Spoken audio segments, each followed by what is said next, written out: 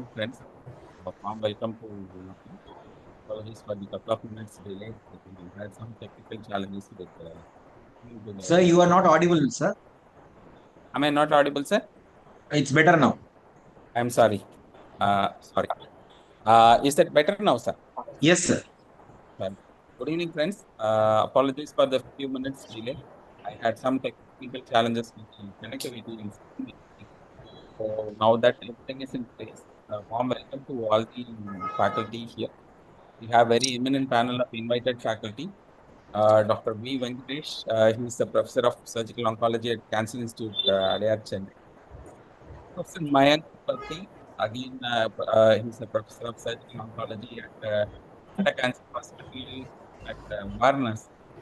We have Professor Sudesh பேசுங்க sir Sudhakar, பேசுங்க sir okay sir who works with as an associate professor in Kalaignar Centenary Hospital, and he also head of surgical oncology at Kaveri Oncology. So we have our eminent faculty of the PG clinics. We have Dr. Kanna sir. We have Dr. Rajeev Sahai sir. I wish all of the others could join us shortly. Warm welcome to all of you. And today we have a interesting case of an oncology case of tissue tumor, kindly contributed by Professor Sridhar Punyappu from Kamineni Academy of Medical Sciences and Research, Hyderabad. And this has been facilitated by Professor Lingam Sridhar, Professor and Head of the Department of Surgery at Apollo Institute of Medical Sciences. Dr. Shravani Veena is a final year postgraduate resident from this institution. I warmly welcome all of you. Shravani, please introduce yourself, your unit chief. Go ahead with your presentation.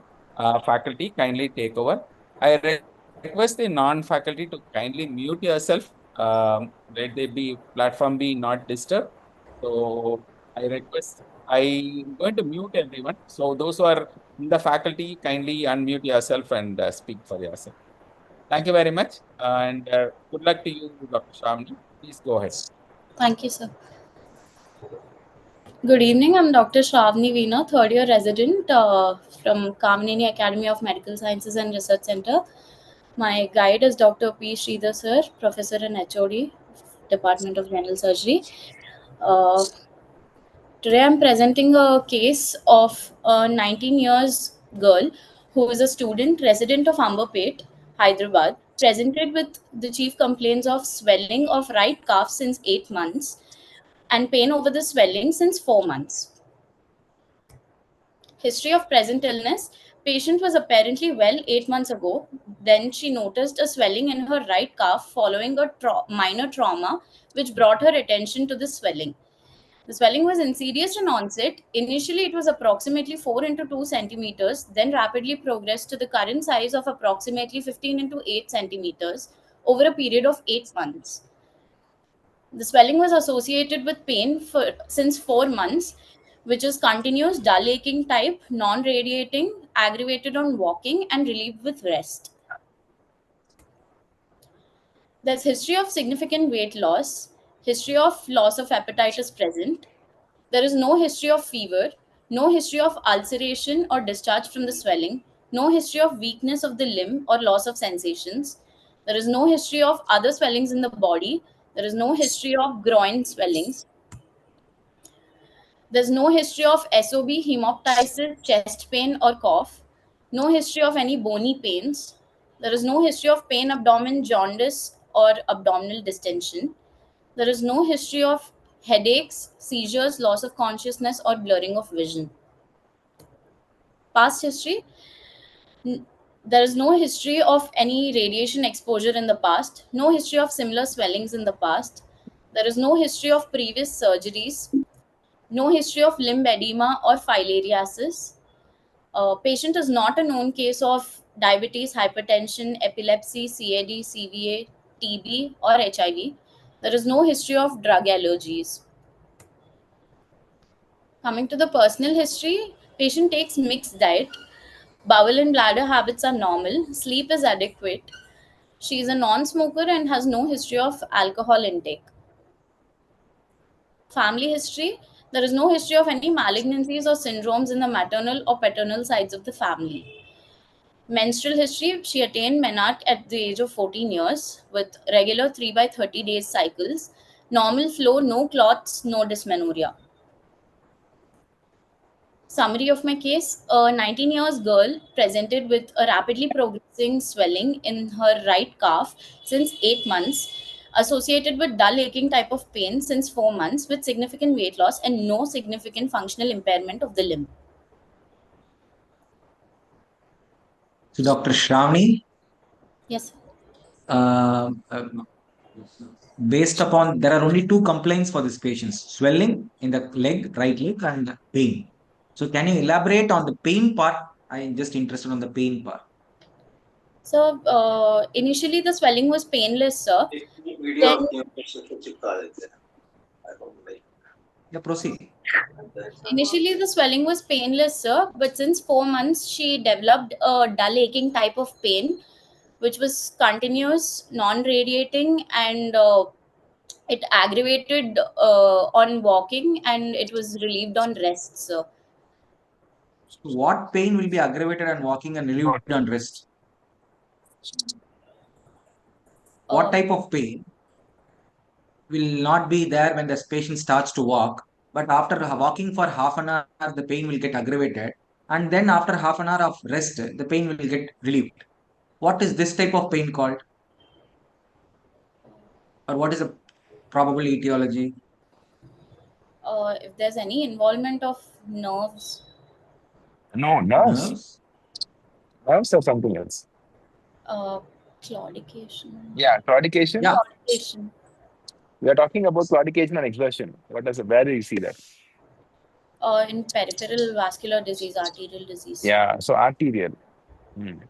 So what kind of pain do you expect in this patient who's got a swelling, dull aching? Do you expect that to increase with the activity, or do you expect that it is going to be persistent through the time?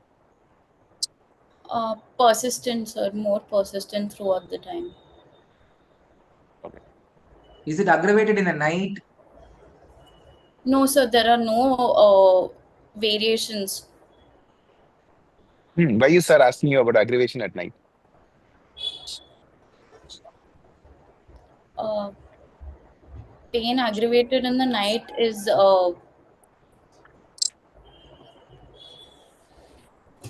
No, it's just a small, these kind of small clues in the history is going to give you a lot of idea with your examinations. Okay, sir, why is the dull aching pain more at night? in advanced disease, there could be aggravation of pain during the end of the day. No, it's very simple. It's simple because patient as during her day when she's active, she may not notice if it's dull pain. And when you are resting is when you notice that you have even a dull pain. Yeah. Dr. So ba- Shravani, have you asked about previous intervention, any biopsy or um, Yes, sir. There was no previous intervention or biopsy that she underwent, sir. do you think it's important to have that information? Yes, sir. Uh, if there is any previous biopsy in case of a malignant swelling, there could be a chance of tumor seeding. Okay. And do you think biopsy site matters in such cases? Uh, Or you can take the biopsy anywhere? no, sir, it matters. You should make sure that the biopsy is not taken from areas of necrosis. Also, the shortest track, and ideally, the biopsy should be done by the treating surgeon in a hospital setting rather than outside. Anyway, you go ahead. I think we'll discuss this. Dr. Shravani, I have a so based upon the history, there are only two symptoms. One is swelling, another is pain. Yes, Now sir. I want you to localize the site of the disease based upon your history. Can you localize your clinical thoughts on it? Uh, yes, sir. The right calf, so the posterior aspect of the leg, sir. Okay. By So localizing, do you what think sir it is is asking is soft tissue or bone. Yeah. Yes, sir. Is it a bony swelling or is it a Sir, soft It tissue is soft swelling? tissue, sir. no, sir, it is involving the soft tissue, sir. How do you say so? What are the points in favor based upon the history? Uh, Based upon the history, she only noticed the swelling after a minor trauma, sir. So, Both bony swellings and soft tissue swellings can be the patient himself can say this that they noticed it, or they can notice it after minor trauma. That does not differentiate. also, sir, initially the pain, swelling was painless, so it's most likely to arise from the soft tissue. So bony swellings will be painful. Mhm. Pain is an early sign in bony swelling, sir. Is it so? No. You're talking about a tumor, the bone. Usually you don't have it. So bony tumors One will more thing not have is, pain. yeah, I think sir is also giving a lot of clues. Location, location, location. When you say this is the calf, is it bony tumor? Where do you expect? How do you expect the bone to be enlarged? So where will the swelling? The patient tell you about the swelling. The entire leg or only the calf? Only the calf, sir. In a bony swelling. We're trying Uh, to give you clues here. See, in the a soft tissue is only on one side, while the bone is going to be in the center. So if the patient is telling you that the entire leg is swollen, you'll think of a centrally placed bony lesion. But if it is a soft tissue swelling, only the particular area where the soft tissue is, it is going to get swollen. So that will give you a clue. Again, your examination is going to help you, but based on your history. So again, pointing to Sujay's argument of sight being helpful, whether it is can differentiate a bony swelling or a soft tissue swelling. Can you guess some bone tumors based upon the site of the swelling? What is the commonest site of origin of bone tumors? The bone has three parts. What are the three parts of bone? um diaphysis, metaphysis, Hmm. and epiphysis. So where does the bony tumor commonly arise from?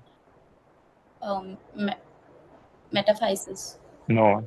Yeah, diaphysis. right, correct. Sure, correct, correct. What you said is correct. Yeah. Yeah, epiphyso-metaphyseal junction is the Metaphyseal commonest site. junction. Metaphyseal junction.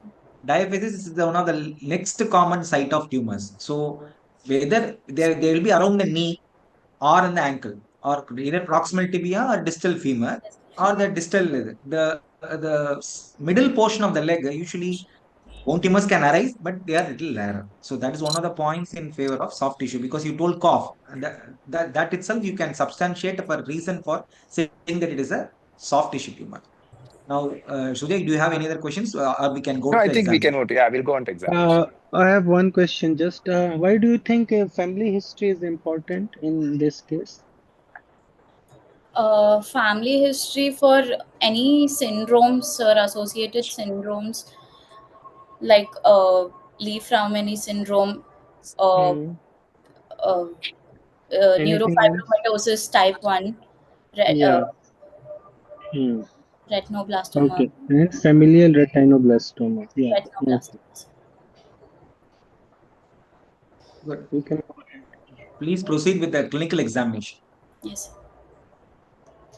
Coming to general examination, patient is conscious, coherent, oriented to time, place, and person, with the Karnofsky's performance score of 90 and ECOG score of 1. Patient is thin built and moderately nourished, with a height of 157 centimeters, weight of 40 kilos, and BMI 16.2. There is no pallor, icterus, clubbing, cyanosis, edema, and generalized lymphadenopathy. Vitals, pulse rate being 70 per minute in the radial pulse with regular rhythm and normal volume. BP 110 by 70 mm of Hg measured in the right arm in sitting position. Saturations 99% on room air. Respiratory rate 18 per minute. Temperature afebrile. Examination of the right lower limb. After obtaining informed consent, patient was examined in a well-lit room with adequate exposure from groin to foot in supine, prone, and standing positions. This is the clinical picture of the swelling.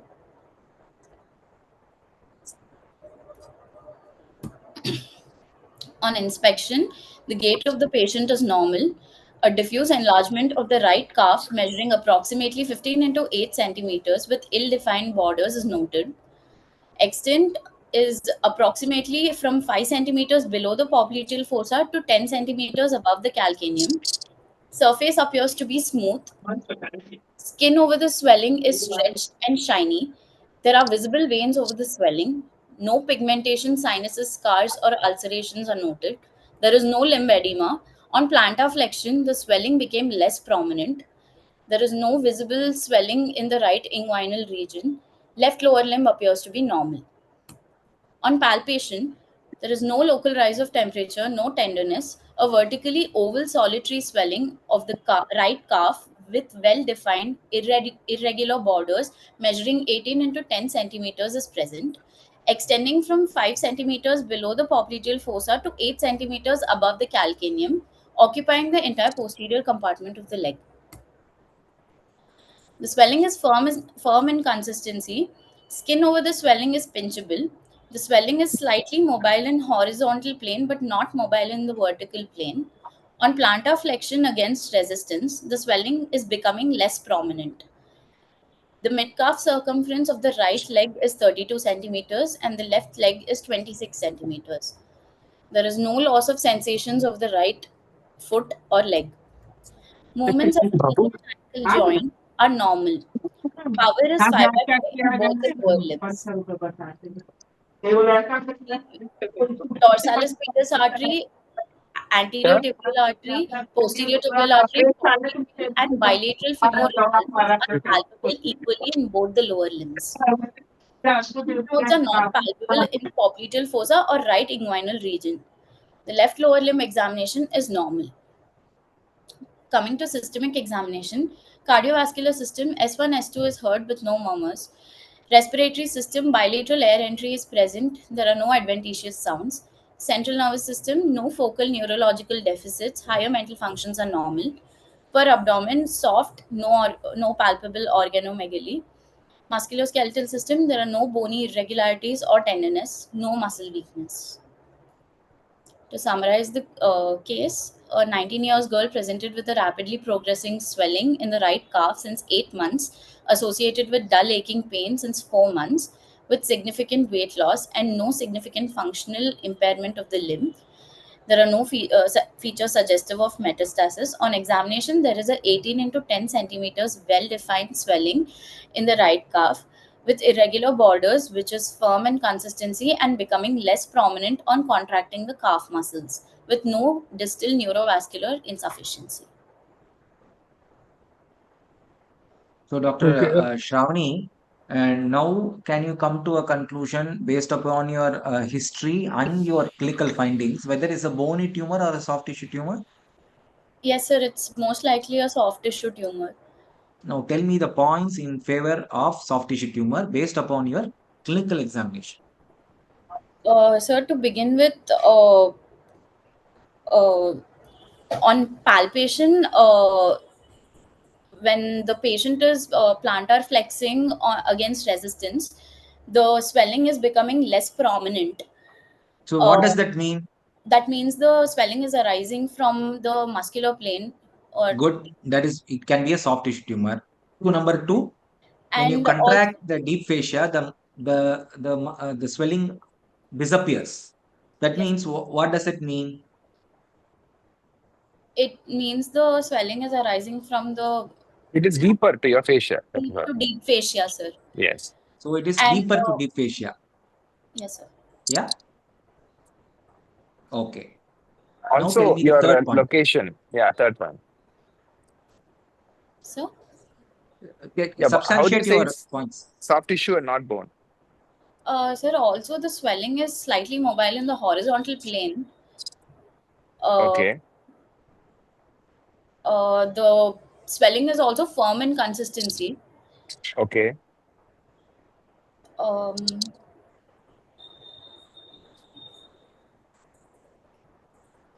See, also bony tumors, you expect them to be eccentric. The entire compartment will be swollen. If it's going to be a soft tissue swelling, only that particular. It's the same thing which he told you on the history. So here, it's only in the calf. It's only yes, in the flexor compartment, while your other areas are all free, right? So you're not expecting a bony swelling. yes.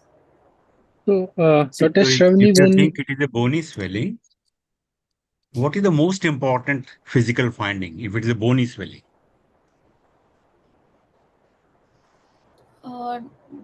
Deformity, sir, of the.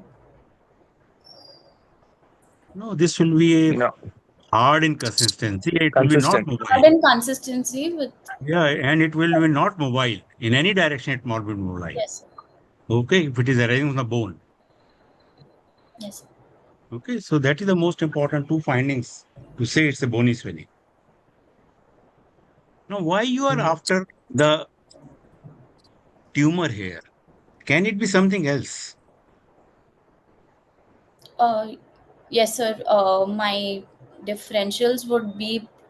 It could possibly be a chronic organized hematoma, an intramuscular lipoma, Yes. or it could also be myositis ossificans. What? Myositis, why? Any neurological abnormality which may be there, which can present like a isolated calf muscles hypertrophy.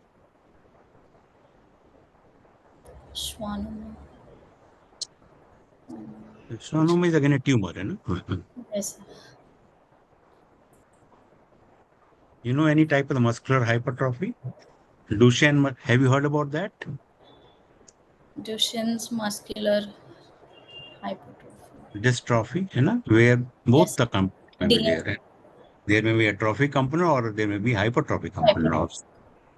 Okay, it's a young girl which is there only 19 years with a short history.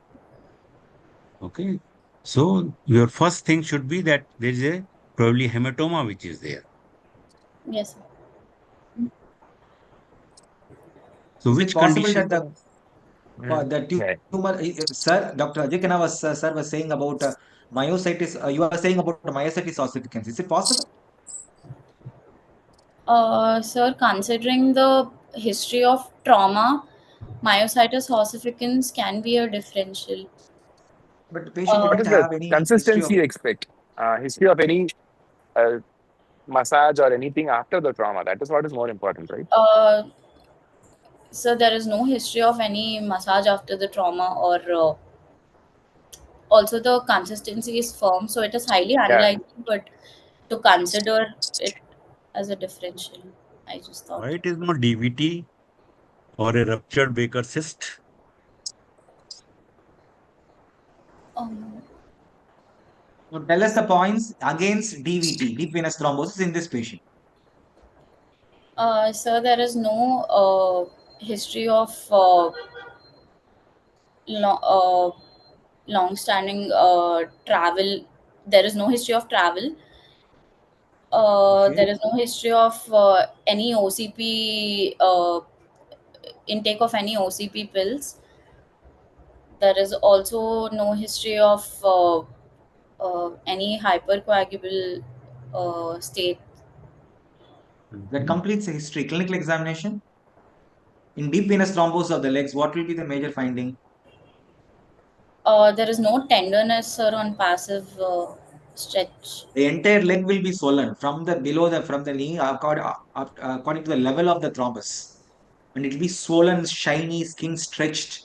The entire limb, not only one posterior compartment or anterior compartment, the entire limb will be swollen, and pain will be a very, very important sign. So that is very characteristic of DVT. That so these things goes against DVT. So I was asking Baker cyst. Points against Baker cyst. What is Baker cyst? Have you heard of it? Yes, sir. It's What is it? uh, it's a fluid collection in the popliteal bursa, sir. Uh, it's a cystic swelling in the popliteal fossa uh, due to synovial fluid collection in the popliteal bursa, sir. Can the That is patient called a have this? Moore-Baker cyst. You know? This is called as Moore-Baker cyst. But Moore-Baker cyst will be there as a isolated swelling in the popliteal region only. But if it ruptures, because that is the most important differential diagnosis of the DVT. If it ruptures, it will present like your patient. There will be all swelling in the calf region will be there. Okay, so it is ruptured Moran-Baker cyst. Okay. Dr. Shravani, just a suggestion, when you are describing a swelling, limb swelling, you should describe in relation with the bony landmark. So I think proximally you have taken as a popliteal fossa, that is okay, but try to keep it with the distinct bony landmarks like Yes. What are the bony tubercle. landmarks from which you measure that swelling for a leg and thigh? So, from the calcaneum in leg, sir, it proximally from the distal end of femur No, no, to you tell a bony landmark. The cylinder of femur has so many parts. There is a medial condyle, there is a lateral condyle. medial and lateral condyles of distal end of femur to the calcaneum, sir, as we are talking about the posterior compartment of the leg. What Again, about tibial calcaneum is at a tubercle? specific point. Yeah, sorry. Tibial tubercle, you ever feel that? I mean, the tibia has such a prominent bony landmark there. So, yeah.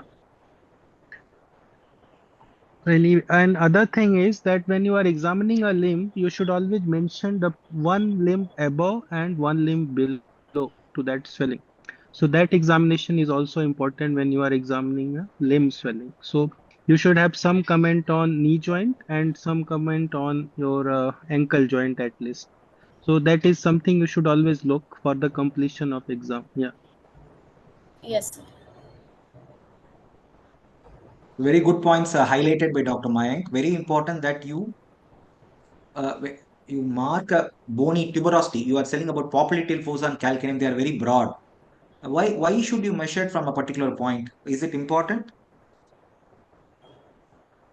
For example, I am measuring from the medial tuberosity, and from medial tuberosity, 8 cm below the centimeters below the medial tuberosity, the upper edge of the tumor starts. Now, why is this? And the limb circumference you mentioned, no? Yes, sir. Mid calf circumference. Did you mention it? I Yes, think you sir. mentioned it. Yes, So sir. why is this important? Why are we stressing on this? This centimeters, this much amount of distance from the bony landmarks. Why is this important? For the exact localization of the tumor, sir, uh, Okay, of the swelling, sir. okay. Um, For for example, if the patient undergoes some neoadjuvant treatment in the form of chemotherapy or something like that, there might be decrease in the size of tumor. So you want to measure it. So yes, next time when you measure it, you should measure it at the same point. If you measure it upfront from the tibial tuberosity or medial condyle of the femur, you should measure from the same point. That is one reason. Second point, for example, you have told the mid-calf circumference is 32 centimeter, left is 26 centimeter. So you yes, measure at the same point, and if there is decrease in the size of the mid-calf circumference, that means that the tumor has responded to the neoadjuvant chemotherapy or not. So yes, sir. these are the They two reasons serve why as we have a to. they serve as a fixed reference for Correct. localization Excellent. and Excellent. size. Good. Good. Good. Good. Dr. Mayank, you want to add something? Audible? Do you want to add something more? Do you want to ask some more questions? Germany, where do you feel the dorsalis pedis artery? Sir, just lateral to the extensor hallucis longus tendon against the navicular bone, sir. So, did you tell in the examination that what are the pulses you felt in this patient? Dorsalis pedis, anterior tibial artery, posterior tibial artery, popliteal, and bilateral femoral, sir. No, no, no, no. Usually, whenever you palpate an artery, when you palpate the artery below the level of the tumor, there are only two arteries you can palpate in this patient. What are the two arteries? Posterior tibial and dorsalis pedis. Yeah. So, how can you palpate peroneal, tibial, femoral vessels and all here? It is not possible, no? So, anterior tibial, this dorsalis pedis and posterior tibial artery should be palpated, and were they normal? Yes, sir. They were equal on palpations of both the limbs. So, how many compartments are there in the leg, doctor? Sir, there are three compartments, sir: anterior, lateral, and posterior. Posterior consists of superficial and deep compartments, sir. So, which compartment do you think the patient has a lesion? Sir, considering the sites, a posterior compartment. Okay, good. Uh, So, in addition, in addition to what Venkatesh sir said regarding the measurement from the bony points, especially in patients who have limb deformity, suppose, so if you measure, there may be discrepancy if you have not taken a measurement from a fixed point. So always remember, especially for bony swellings, if there is a limb deformity, you will end up taking wrong measurements if you have not fixed your points. So that is also important. And also, if you are planning surgery later on, it will give you an idea about how much bone you are sacrificing, how much stump you will get if you plan amputation, and if you are planning a limb salvage, how much length of prosthesis will be required. So it will give lot of information if you are careful enough to have a good measurement in these patients. very important, very nice points highlighted by Dr. Maya. And the upper point is the adductor tubercle. Okay, okay, that is supposed to be fixed point for that. In the knee region, the adductor tubercle is the fixed point. You should measure it from the adductor tubercle. Yeah. Okay, sir. Okay, Where do you now feel the posterior tibial artery? Sir? Where do you feel where the do you posterior palpate the tibial posterior artery? tibial artery? Sir, midway between medial malleolus and Achilles tendon, sir. Against which bone? Against the distal end of tibia, sir. This will not tibia, you feel that.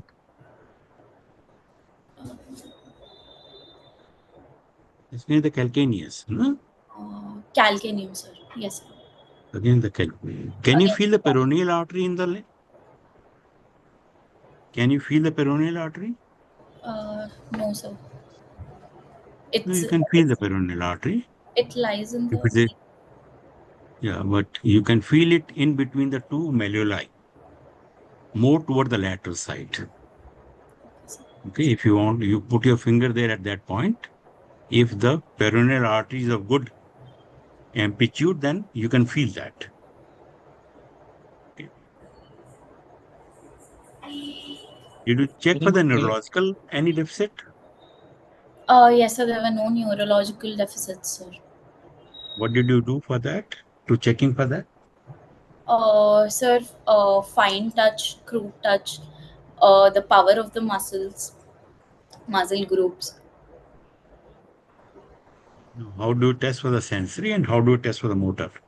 So for sensory, I tested for fine touch and crude touch. For motor, I checked if the patient was able to dorsiflex, plantar flex, eversion and inversion of the foot. Any other neuropathy can occur in the limb apart from motor sensory?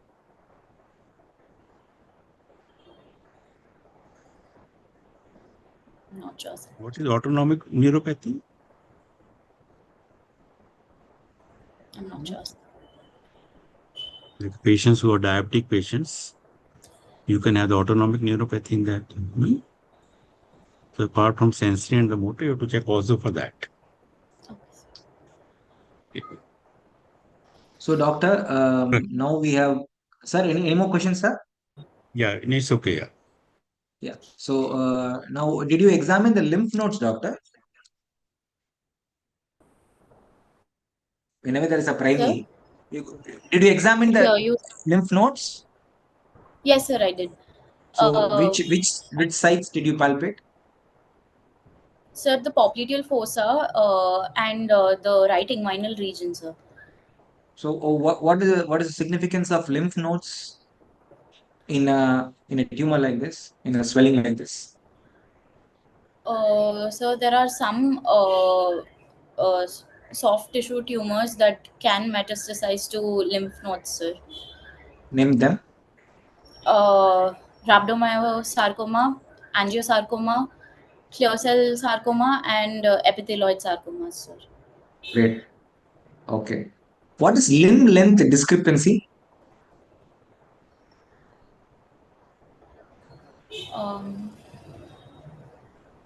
Not Where sure. will it commonly occur? Since an extremity tumor, I'm just Sir, asking these questions. in tumors involving the joint, It usually occurs in bony tumors, not in soft tissue tumors. But how does it occur? What do you mean by limb length discrepancy? um, sir, it is the difference between the length of both the lower limbs, sir. Yeah. So one will be a little longer, one will be a little shorter. So how does it occur? Um, Due to involvement of bone or a joint, there can be shortening of the limb. Correct. Correct. So destruction of the joint can cause 2 to centimeter shortening of the. Okay. Fine. Now, so based upon your history, clinical examination, now I think it's a short case for you, no? So long case or short case, this type of tumors, this type of sites. Ajay Khanna sir, is this long case or short case for us, sir?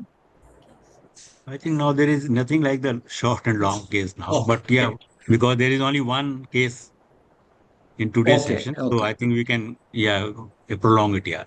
okay, fine. So what is your diagnosis based upon your clinical and history examination? So my probable diagnosis is a soft tissue tumor arising from the right calf muscle, most likely a Okay, soft tissue sarcoma, sir. okay, fine. Sujay, you want to ask any questions, or we can go ahead with the evaluation? Uh, Again, you have not mentioned your differentials here. We have discussed all differentials, so that should come in this provisional. Okay, fine. Differential. Okay, fine. Yeah. Okay. Yeah, I'm good. I think we can go on to the treatment. Yeah. So how do you evaluate Dr. Shravani? Sir, I would, So we know that's a soft tissue No, tumor from the I right think calf we in a should have the. 19-year-old girl. yes, sir. Okay. Now, how would you evaluate her? Sir, I would get So, a, Shravani, if you think it is a sarcoma, is there? Which sarcoma you think? sir, considering the age of the patient and the clinical examination findings, I'm thinking of an Ewing sarcoma or a synovial sarcoma or a rhabdomyosarcoma, as it can occur in young adults, sir. Her age is 19 years old. So, do you think the Ewing sarcoma is so common in the muscles? Ewing sarcoma is mainly a tumor of. Is it a bony tumor or a soft tissue tumor? Dr. Shravani, you are stuck. Your Wi-Fi is not working. Sir, maybe allow some time, sir. I think. Yeah, yeah, yeah. We will Problem with the wait for broadband. her to come back.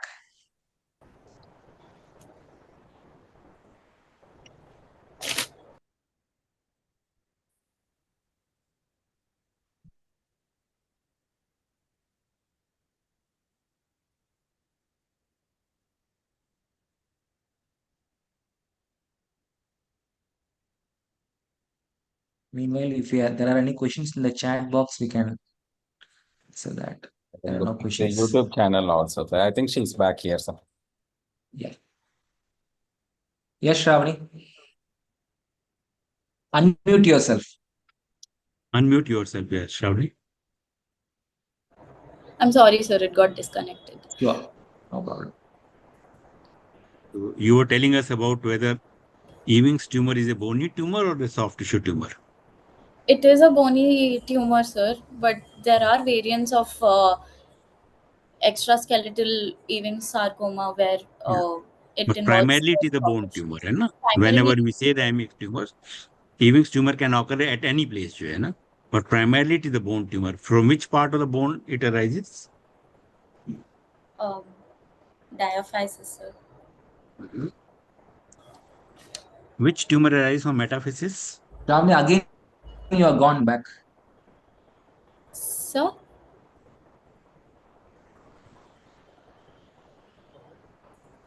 I've been...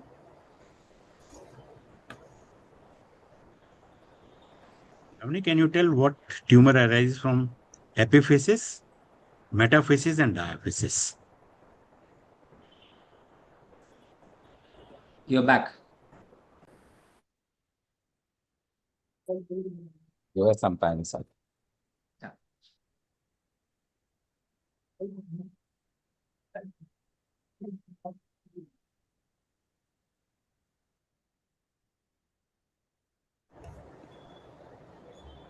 I'm sorry, sir. I think there's some glitch. No issues. No issues. Go So ahead. answer the question.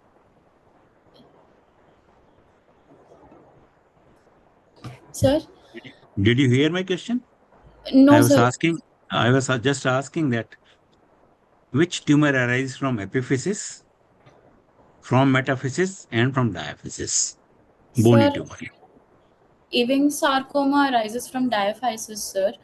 Uh, from epiphysis, giant cell tumors arise, sir, and osteosarcomas arise from metaphysis, sir. Good. Yeah. Generally, So out of osteosarcomas arise from the epiphyseal-metaphyseal junction. That's how you should say. Okay. Right. Yes. Growing ends so of the why bone. so why did you choose the Ewing's as the first differential diagnosis here? Uh, sir, considering the age, sir, I thought it could be Ewing sarcoma, rhabdomyosarcoma, or synovial sarcoma, sir. I think I forgot to put it on the slide, sir. Sorry. So if I give a No, choice between the Ewing's and the rhabdo, जो है, which one you will choose?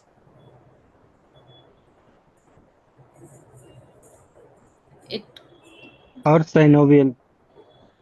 it could be synovial, sir, more likely because of the age and the consistency of the swelling. Synovial sarcoma No. is more likely to be around the joint, है ना? Yes, sir. But this tumor is away from the joint.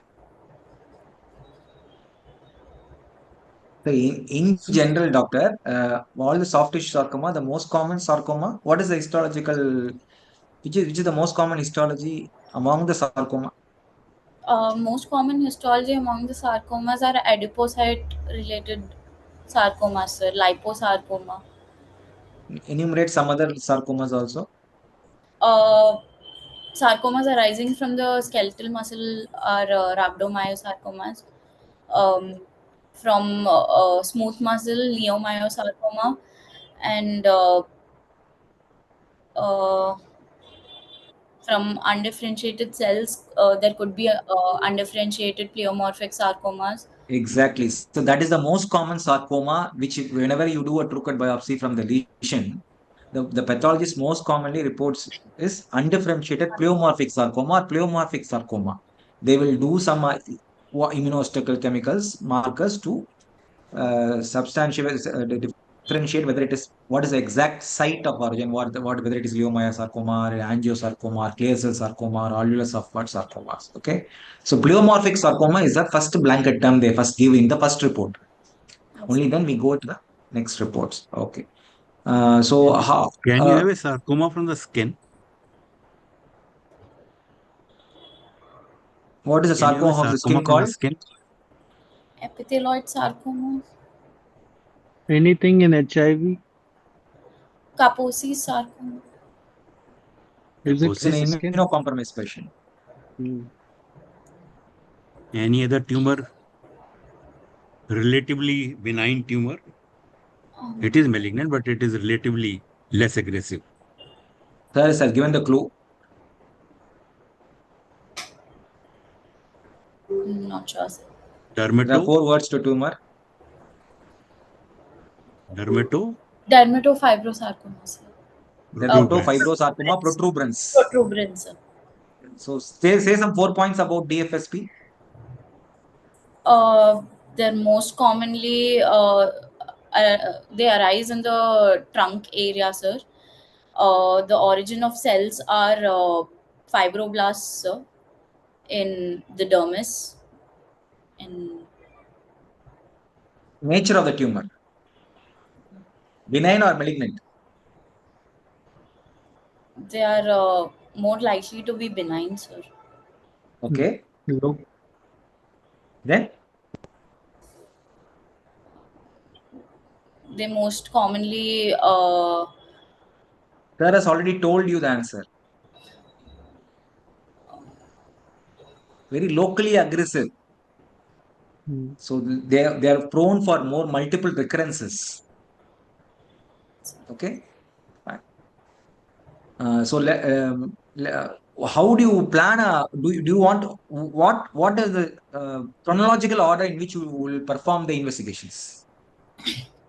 so firstly I will go for MRI with contrast of the right leg, followed by USG guided core needle biopsy, sir. you will not do X-ray in this patient? Yes, sir. I will do an X-ray in this patient to Do rule you out think any. it's important? Yeah. Yes, sir. To rule out Anything any else? involvement. Anything else?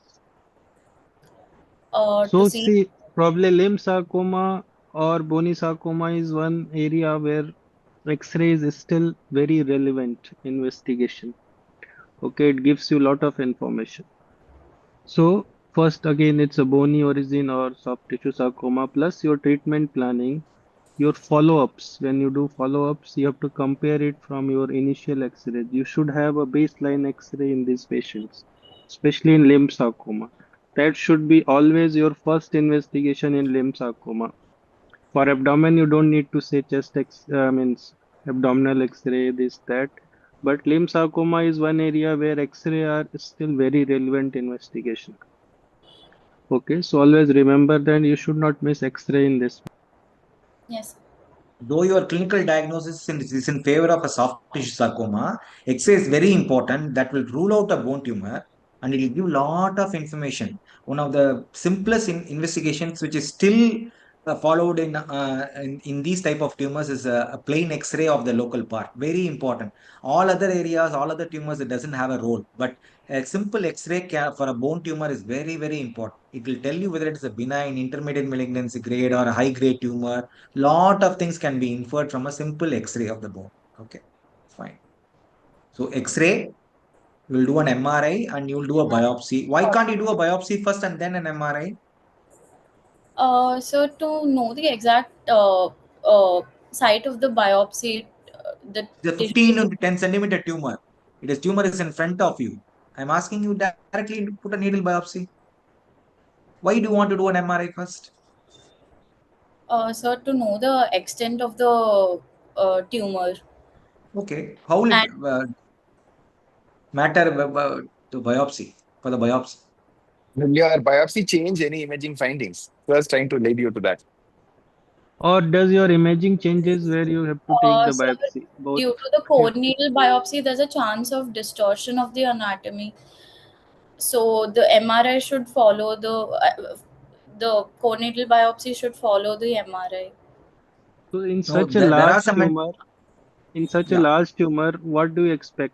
Do you think the whole thing is a tumor, or there will be some areas of necrosis? There could be some areas of necrosis, so getting an And MRI so, first is if you put your needle in that necrosis, do you think you will get the diagnosis? no, sir.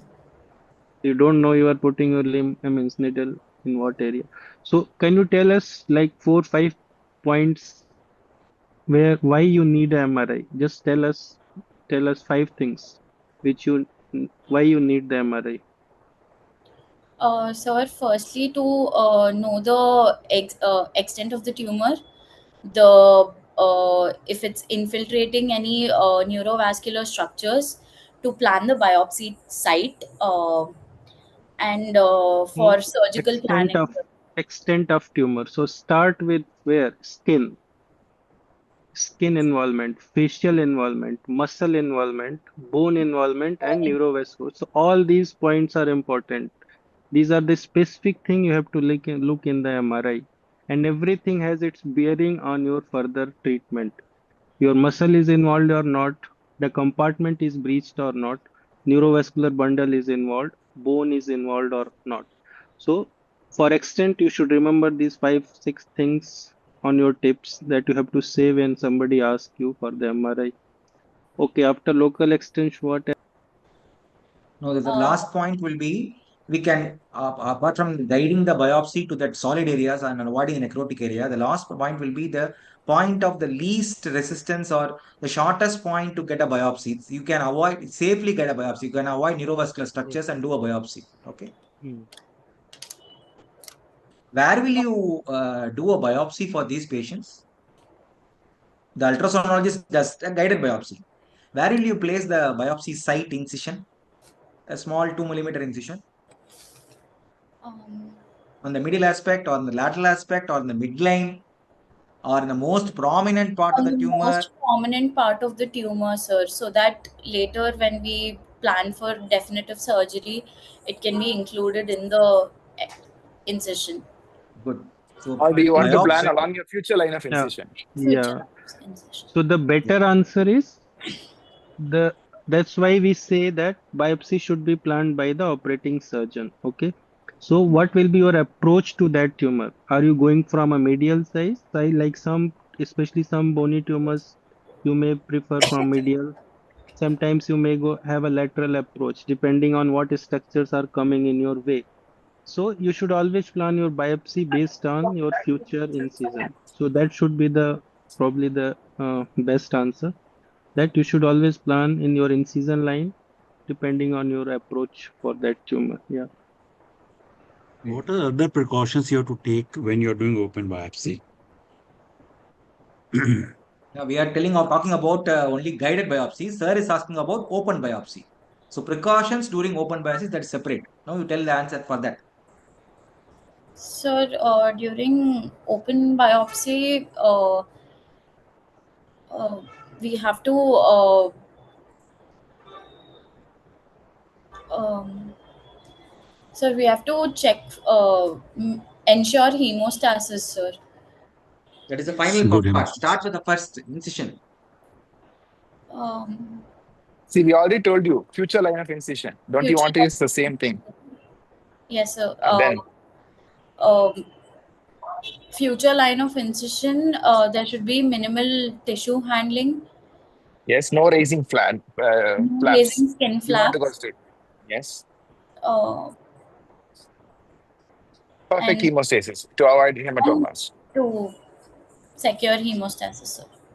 For example, And if it is no, a bony tumor, it is not a soft tissue tumor. What Um, other precautions you will take? The tumor will be inside the bone. No? You are doing an open biopsy, so we have to cut the bone. So what is the shape of the bone incision which will prevent complications? Which will not weaken the bone and think of it. No, it's common sense. Yeah. So if you open the bone, you have to open the cortex of the bone. Cortex. What will lead to? It can weaken the bone, it can cause fractures. So avoid that. How will you plan the shape of the incision? Will you plan it like this? Or what would you plan in oblong shape? So generally, you plan an oblong incision with now no sharp borders on the four sides. The sharp borders are sites of least resistance and can cause cracks or fractures in the sharp borders. So oblong incision with rounded borders. That is how your bony incisions or bony opening and the cortex, bony cortex should be open. Okay, and least the from the skin to that portion of the bone should be least smallest side should be chosen, and should not avoid too much tumor spillage. And as Dr. Mayank promptly told, it is better the person who does the final surgery always that does the biopsy, because he knows the track. He will exercise the track better. Okay, that is also an important point. and no drains to pivot. Okay, when you No are doing open drains. biopsy, no drains to pivot. Okay. Why? Why, Dr. Shravani? Uh, I'm not sure, sir. No, Uh, you will have another incision, no? So you have to exercise that tract also. Incision tract and drain tract. It's a cause of tumor spillage, no? So hemostasis is important. Why? so that there are no hematomas, sir. Uh, Hematoma can cause infiltration of tumor cells into the adjacent facial planes. To avoid that, Suspect hemostasis. Fine. Two So, more points, Shravani. I will just mention for MRI, you have to, if you are answering good actually, so somebody may ask that. So one is to look for skip lesions. So soft tissue sarcoma and some other limb tumors, they may have some skip lesions, which may not be very obvious even on CT scan sometime. MRI is better for that. And also to differentiate between peritumoral edema and tumor infiltration. So this size tumor, sometimes because of their pressure effect, they do cause a peritumoral edema, which may be confused with tumor margins. So MRI will give you a better idea what is what. So these are two additional points for MRI. So these are things you should always look for into, because MRI is a, it's a cornerstone, means most important investigation, imaging investigation for soft tissue sarcomas. Yeah. so what is skip lesions, Dr. Shravan? Um, so there could be areas of necrosis in the middle, from where if we obtain the biopsy, we won't get the right diagnosis. No, no, No, no. Is wrong. that skip Wrong. lesions? Skip lesions. The name is telling you something. Some lesion away from your main lesion. Within For the same muscle example, compartment. yeah. So Yeah, there yeah, is okay, a, go in ahead. the middle portion of the soft tissue compartment of the posterior compartment, there is a tumor. If there is another 1.5 centimeter tumor in the upper portion of that posterior compartment, it's called Secondary another foci, lesion in the same compartment. Skip mets. Okay. secondary foci of the lesions. Nothing but lymphatic tumor emboli. Okay. Now, how do you want to stage the patient? Sir, I would get a CT thorax and CT abdomen, sir, to stage the tumor. So if Uh, you have everything available, what will you do? Most preferably a PET CT, sir. Why? Okay. Sir, considering the advanced stage of the disease and the size of the tumor, getting a PET CT is a better option, sir. No, no, that No, is very vague answer. So tell us the what is the commonest site of metastasis of a soft tissue sarcoma? Lungs, sir. So CT chest wouldn't be more than enough. When would Yes, sir. you do something more? Uh, You as may be right. PET scan is also can be done, but when would you where will it be more useful? so you were sticking to a diagnosis earlier, no? You were thinking it's what Ewing sarcoma. Do you think it's going to help in that? You you told one diagnosis. That's the differential diagnosis. yes, sir. Um, Sir, as So there if is a so if you have a Ewing's in your mind, do you think PET CT will make a difference in this patient? uh, So marrowmets, bone marrowmets, they are common in even PET. sir. So there are some guidelines also that if you don't have a PET CT, you may still, some people still do a marrow biopsy in Ewing sarcoma. So with more PET CTs, that practice is going down in clinical practice. Some centers still do it. So it will give you a good idea about if there is a marrow metastasis. So it may be in the same area or away from the tumor also. So lung is the most common site of metastasis. What is the second most common site of metastasis? Followed by lung bone, sir. Third, liver. Liver. So where would you expect the primary to be if there is a liver metastasis? Which sarcoma? Angiosarcoma, sir. One angiosarcoma can have any site of sarcoma which has more predilection for a liver metastasis. The abdomen. Retroperitoneal Good. Retroperitoneal sarcoma. sarcoma, sir. Good. So, by the way, what is the imaging of choice for a retroperitoneal sarcoma? MRI or a CT? Generally, Uh, soft tissue sarcomas, you do MRI, no? Soft yeah, tissue tumors are better delineated by an MRI. Yes, sir. But in retroperitoneal sarcoma, which will be more helpful, a CT angiogram or CT abdomen pelvis with the contrast, or a MRI? So what do you Um, want to see in retroperitoneal sarcoma? Think sir, like that. sir, CECT is contrast enhanced CT is preferred, sir, in Why? retroperitoneal sarcomas to know the tumor size, involvement, and if there is any involvement of adjacent organs. What are we looking at? What are the What are most those organs and what are those vessels or something like that? what you don't want to deal with? Yeah, you are scared of that if you injure that. Tell me. The retroperitoneum, no? So what are the important vessels in the retroperitoneum? Any involvement of adjacent organs like kidney, renal, Okay, renal vessels. good. Kidney, Go. pancreas, inferior mesenteric artery, superior mesenteric artery and vein, very rare, very rare. Generally, inferior mesenteric artery and vein, renal vehicular vessels if the tumor goes above. So these are the structures we are very interested in when we are going to evaluate for retroperitoneal sarcomas. Okay, Your aorta and IVC as well. So you yeah, want to see them in entirety. fine. So we have done an MRI. We have done you have done a CT chest. No, sir, we've actually done a PET CT, sir. So what is the PET CT finding? Sir, FDG avid lesion is present, sir, in the Okay, posterior aspect, posterior compartment of the right leg, sir. okay. Any metastasis is there? No, sir.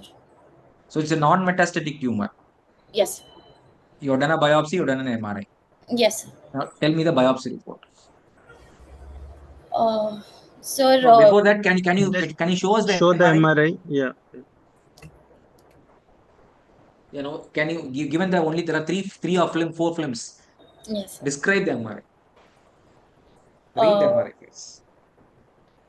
Sir, there is a hyper enhancement of the posterior compartment of leg, uh, where the tumor is occupying most of the posterior compartment, Which displacing muscle the it is? Which muscle? gastrocnemius, both the heads of gastrocnemius, sir. Where is it originating Soleus. from?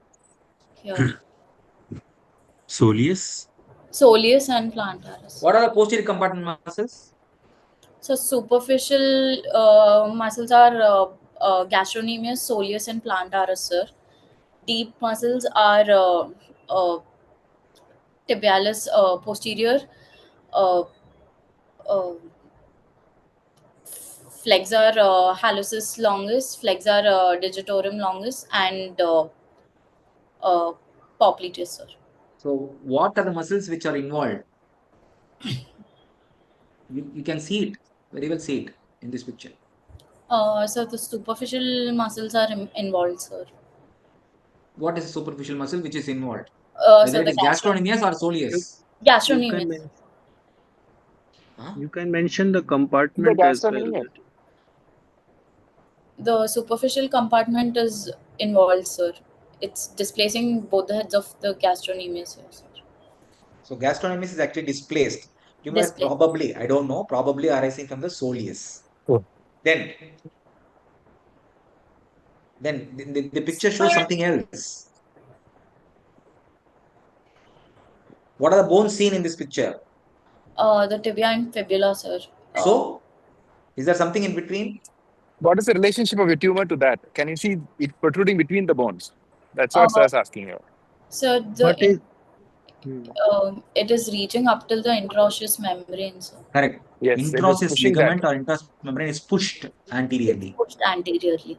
Do you see some And vessel one more there? important, yeah, vessel there. Yeah, that's what we're all worried about. So posterior tibial vessels, sir. Is it So, if inside the it tumor? Or is it pushed by the tumor? Uh, Pushed by the tumor, sir. No, you can hmm, see that it's inside, deep It's inside. Can you here, see sir. that? Yes, sir. The tumor is beyond that into interosseous membrane. Yes, sir. Is it of importance to you right now? Yes, sir. It's encasing the vascular structures, posterior tibial vessels. So The how it's going to impact your treatment plan? sir, the Suppose what? it's a sign, I would say suppose it's a fibrosarcoma and this is the picture. And suppose it's a Ewing sarcoma and this is the picture. Can you tell me the Sir, problems? when the neurovascular structures are encased by the tumor, uh, after going for a limb preserving surgery, we can plan an adjuvant radiotherapy, sir. Hmm. Can you Can plan you limb do a salvage? limb salvage if the vessels are involved? Next question. Uh, we could give a neoadjuvant chemotherapy to downsize the tumor and then plan for a limb salvage So, surgery, sir. what are Do you soft tissue expect sarcomas? sarcomas? Sarcomas, What are do they soft respond tissue to sarcoma? chemotherapy? Yeah, tell Sir, us. So, tell us sarcomas which will respond to Respond to soft neoadjuvant chemotherapy. so synovial sarcoma, extraskeletal Ewing sarcoma, angiosarcoma, um, rhabdomyosarcoma. Angiosarcoma. angiosarcoma responds to chemotherapy? No. So, your best bet is if patient is lucky, she has Ewing sarcoma that respond very well to chemotherapy. Chemotherapy. And probably that is one setting. If you give chemotherapy and tumor melts, you may still offer limb salvage. That is only one probably. Synovial sarcoma, they may respond to neoadjuvant, but it will probably still not be a limb salvage. Okay. So this kind of tumor where so much of vessel is encased and trochleus membrane is involved, usually if it's sarcoma, limb salvage is out of question. So always think of disease first. So you have to cure the disease first if patient is non-metastatic, and then your priority is to preserve the limb. You Yes. can't preserve the limb at the cost of giving an R plus resection or a positive resection. Okay. So what are contraindications for limb salvage surgery in a soft tissue tumor?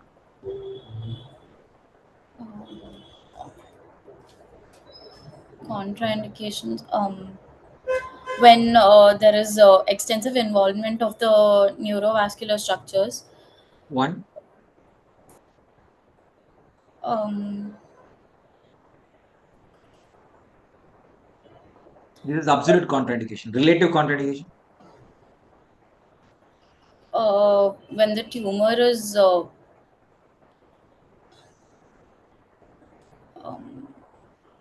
when the tumor is of a very advanced stage, sir. Could you reframe that? Advanced stage Non-resectable. meaning? Yeah, what is Non-resectable. non-resectable? Extensive soft tissue disease. You leave behind a useless limb. You have to remove so much of soft tissue, right? Will you be able to do limb salvage then? No, sir. So there's a relative indication. See, after resection, if there is no serviceable limb, what is the point of having the limb when there are no muscles, only bone and skin? Do you understand what Dr. Sujay is trying to imply? So that's a Yes. relative contraindication. Okay. For example, there may be some bone tumors with multiple pathological fractures in the tumor, which may be a relative contraindication. It's not an absolute contraindication. We can give neogen chemo and Yeah. give a trial of limb salvage surgery, but these are the relative contraindications you should say, or a badly placed incision, which might not allow a limb salvage option. So these are some of the relative indications. Okay. Tony, So, what are the various types of limb salvage? hmm, What are the various types of limb salvage? What surgery do? What are the Uh, various types? so the most recommended and preferred surgery is a wide local excision, sir. En bloc along with the biopsy tract. Other than that, there is an intralesional excision, marginal excision, and radical excision, sir. What is radical? What do you mean by come in, radical? come in. Radical excision involves the excision of an entire compartment of muscle groups from its origin to the insertions. Okay. And So, what is wide yeah, excision? Wide local excision is done uh, for low grade tumors. The margin is 1 centimeter cuff of normal tissue, and for high grade tumors, a minimum of 2 centimeters. So what does it include? Or what is intralesional excision? Intralesional excision is excision leaving the pseudocapsule behind. So what do you mean by pseudocapsule? Now comes the point. Pseudocapsule is made up of a compressive zone and a reactive zone, sir. Correct? The compressed zone is the tissue that's getting compressed outside the tumor, and the reactive zone is where the neovascularization occurs, sir. Okay. So why should we worried about why are we giving wide local excisions and taking the giving 2 centimeter from margin from the reactive zone? Why is Uh, that reactive zone important? so that's where the micrometastases are present, sir. So to What is the point of resecting for entire compartment? sir, Where would you go ahead and do an entire compartmental resection, radical resections? um, When there are skip lesions or when there is no serviceable or entire encasement of the artery, we have to do an entire radical resections. when But if there is a neurovascular. small lesion, we are able to give 2 centimeter margin and do a orzo resection. They can do a wide local excision. Would you where would you do a intralesional excisions? Um, Sir, intralesional excisions are done for palliative debulking, sir. No, no, tumors. tumors. Palliative debulking is for benign tumors. We can do palliative amputations. That's okay, fine. I'm not asking that.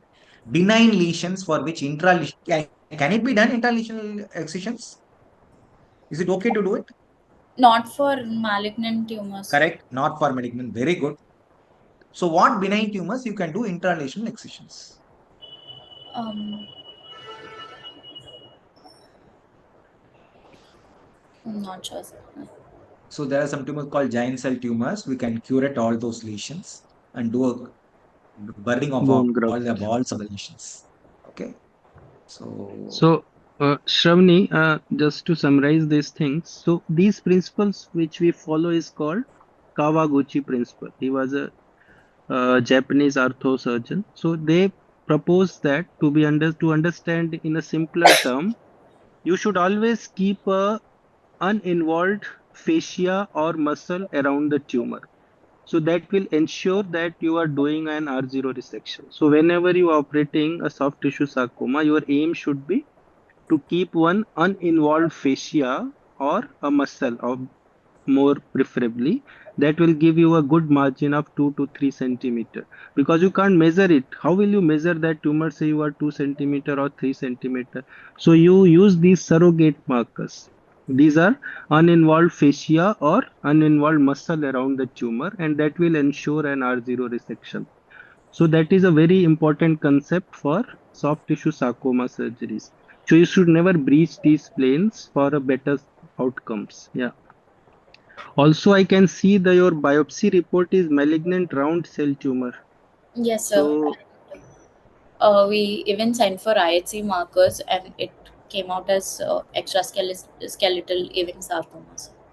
so what is one mutation which confirms that it's a Ewing? Suppose you are totally confused, you don't know what to do. There are so many markers. Will you order one translocation or one mutation which will confirm no, it's a Ewing sarcoma? We can treat it with NACT and then surgery. I mean, this will be a, if you answer this, probably will get a distinction maybe. Yeah. the answer is given in the last line, last but one line. Um, Sir, the markers that are sent are CD99 S100 Vimentin, but an There are RTP. these are IHC markers. Is there any fish fusion Uh, gene? Yes, sir. EWSR1 gene, sir. Yeah, So what so is the as I translocation between? What is the translocation? Yeah. So translocation between uh, 11 and 22. 22. Yeah. 11, 22, So that and is the most common EWS FLI1 fusion gene. yes. Okay, no problem. That's not a problem if you don't answer also. Don't worry about it. So, Okay, because you knew the histological diagnosis, and that is why your clinical diagnosis came as Ewing sarcoma, isn't? So yeah, that is not a good way to think yeah. about that. And you will always stuck in these situations. If you go reverse, no, you will always get stuck. So don't do that. Always stay with your clinical findings and clinical examination. should we continue or shall we stop with it? So What is the what timing, sir? what is the stage of Shravani? What is the stage of your patient? TNM Uh, staging? so TNM staging, it's a T4 disease, sir. T4, N0, M0, and G3, sir. So the stage is 3B, sir. Okay. So You what have do to you think connect your is listen very, for 10 minutes. Yeah. so what is most important thing in all this? If you suppose I have a 10 centimeter tumor, non-metastatic, tell me one thing which you have mentioned in TNM and all that, which will actually tell us about the prognosis. Very important factor for prognosis in soft tissue sarcomas. Other than TNM, have you mentioned that? I think you Yes, mentioned sir. actually. So the grade, sir, grading Yeah. system, it's Excellent. an FNC LCC grading system, sir. It consists of tumor differentiation, mitotic count, and tumor necrosis, sir. Mm. Scored 1, 2, 3. For tumor differentiation, it is well differentiated, moderately differentiated, and poorly differentiated. Mitotic count 0 to 9, 10 to Mm. 19, and above 20, high power field. And tumor necrosis, no necrosis, less than 50% necrosis, and more than 50% necrosis. So how will Okay, you, suppose, yeah, yes, sir. Please what continue. are the tires of grading? It's a two tire or three tire? FNCLC. Three tires, sir. So what are the tires? Low Uh, grade, intermediate grade, and high grade are the three tires. yes, Okay. sir. 2 to 3. A score of 2 to 3 is grade one, sir. Score of 4 to 5 is grade two, which is intermediately differentiated, and grade three is 6 to 8. So score of Dr. 6 to 8. Mayank, you can Yeah, proceed. sir, I was asking that suppose you plan amputation in this patient. So, what are the things you will take care of? Means, I mean, suppose it's a below knee amputation, and so tell me, what are things which will decide your uh, basically what Level are of the cut. stump, yeah, level of cut, stump length. Does that matter, or you can cut anywhere you want? Uh, since it's involving the entire posterior compartment of flexor, below knee amputation, Okay, it's above knee amputation. Still, what are the things you will want to see that? sir, firstly the proximal margin, sir, Hmm. of the tumor, uh, vascular involvement. Why do we want a stump length? What does that decide? In any amputation, in general, I'm talking, not in this particular patient. Do you think the stump bone stump length has a bearing? Sir, to facilitate any prosthesis, sir. Yeah. So, So what is the so sum what is length which is necessary? Sir, in below knee amputation, a minimum of 8 to 12 centimeters, sir. and above? In above knee amputation, a minimum of 12 to 15 centimeters, sir. So, actually, the general principle is it should be long enough, as much as you can keep it. But for below knee, it's usually 12 to 15 centimeter, not 8 centimeter, what we follow. And for above knee, means you should be around, again, same around 15 to 17 centimeter. So at least 12 centimeter is the minimum for a good prosthesis. Okay. Yeah. So if you have a choice between the above knee and below knee, which one you will choose? In case if you have a choice, yeah. If I have a choice of below knee, Why below knee? better preservation of the functionality of the limbs. It's, Yeah, you will save one more joint, no? Yes. Yeah. there is one very famous dancer is there. She had amputee Yes. and she had below knee amputee. And still she can dance. I think her name is Sudha Chandran, probably. Yeah, Not, Sudha Mayuri. Chandran. Yeah. Mayuri. yeah, Mayuri Chandran. Yeah. Yeah. Mayuri Chandran. Yeah, yeah. Okay. Anything you want to ask us? Maybe.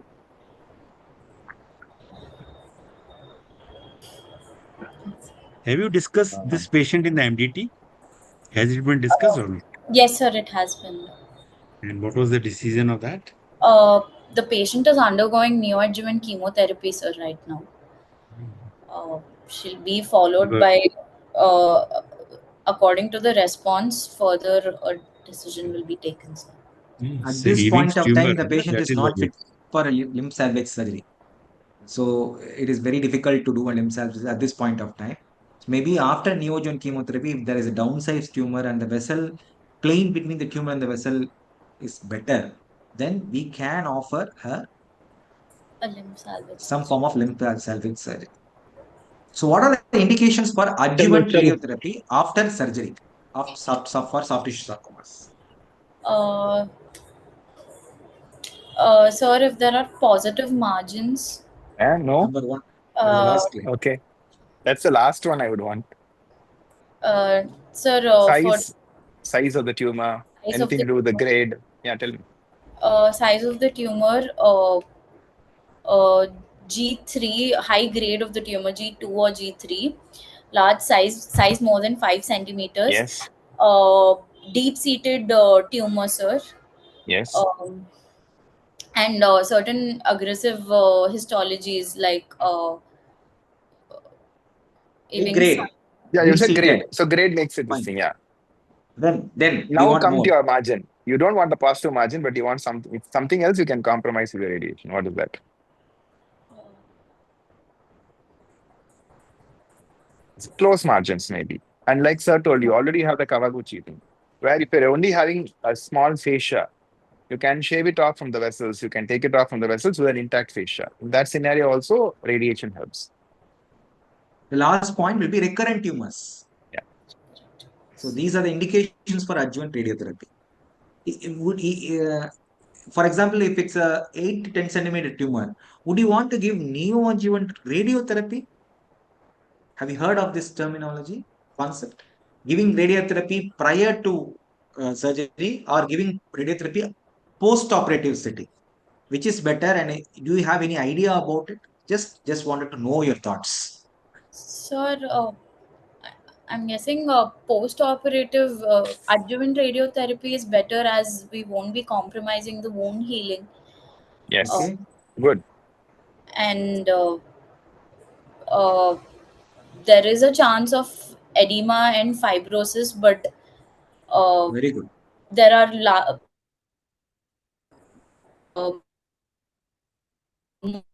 more chances of wound radiotherapy, sir. Correct. Perfect. Yeah. Adjuvant is more preferred.